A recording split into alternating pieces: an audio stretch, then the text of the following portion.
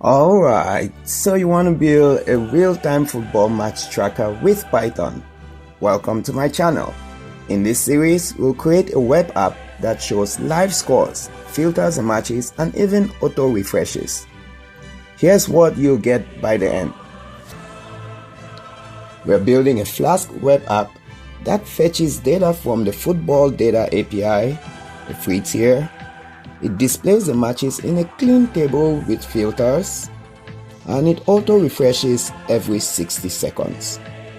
It also works on a mobile device as well as on a desktop.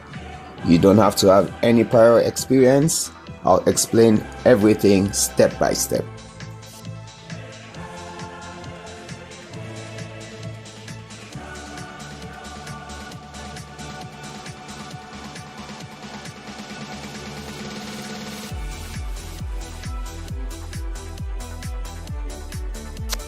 Here's what you'll need: Python, at least version 3.10, VS Code or any other editor, a free API key from footballdata.org, and we'll install Flask and use it.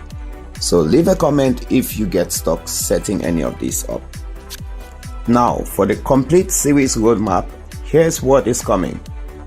The next video, we're going to set up and create simple hello world in Flask. We're also going to fetch data from the API. Then we'll display the data on the front end with HTML. We get to style it with CSS, and to improve the performance, we're going to cache our data API and we use API calls with SQLite and Redis.